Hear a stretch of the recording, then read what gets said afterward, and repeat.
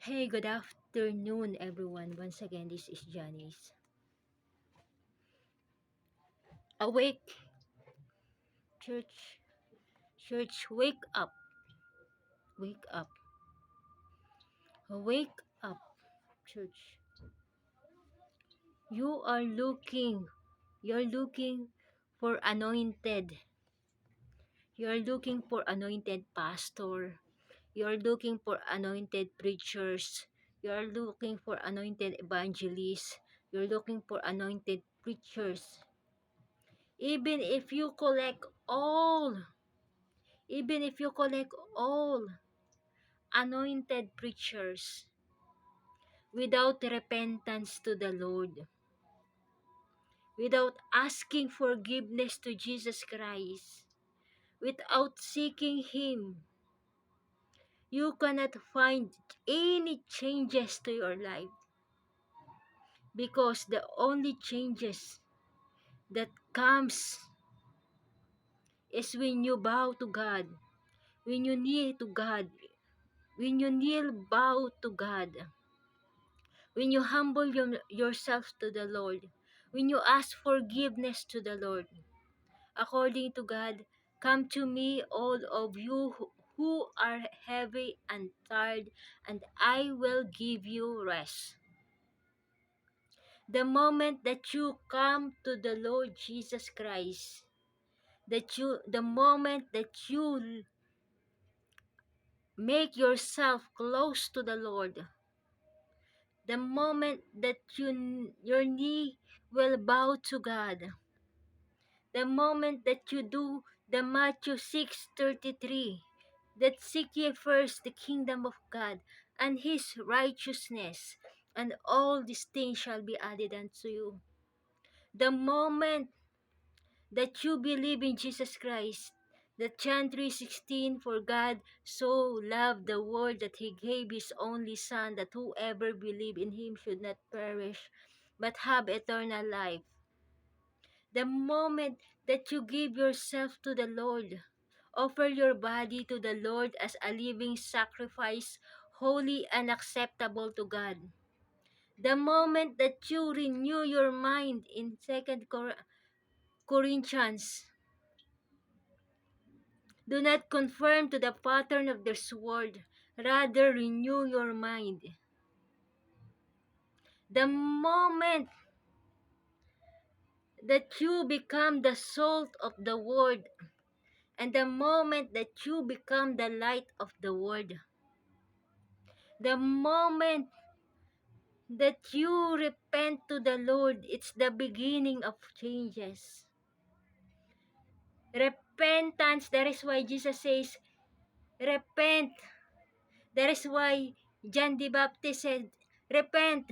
That is why Peter said, repent.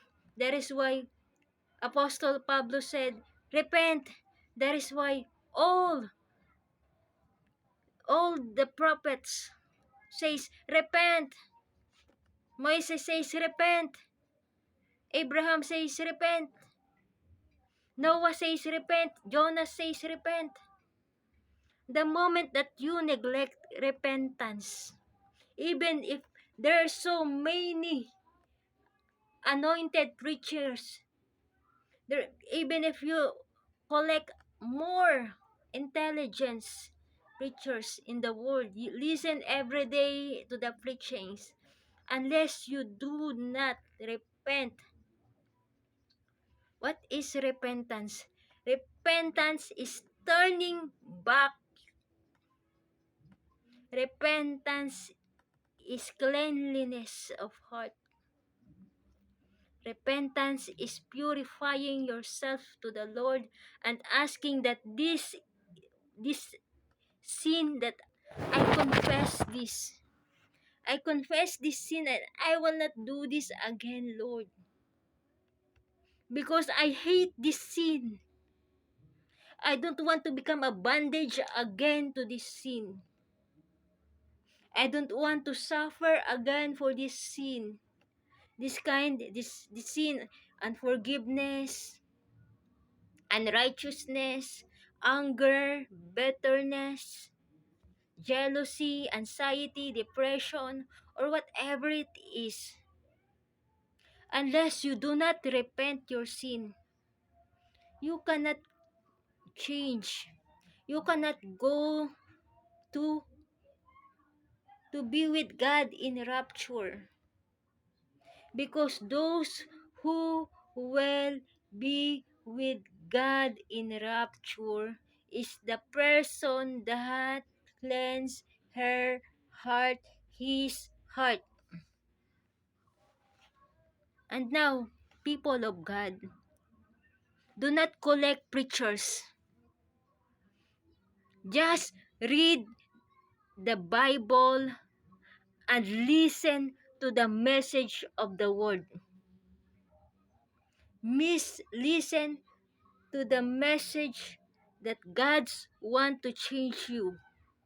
Jesus says, love your neighbor as yourself. Jesus says, forgive one another as he forgive you. Jesus says, come to me. Jesus says, if someone throw you a stone, give a bread. Whatever Jesus says, just follow, because according to him, when he called the disciples, follow me. Are you interested to follow God? What do you mean by follow? Follow means listening to the instruction of the Lord. Follow means looking to what God is.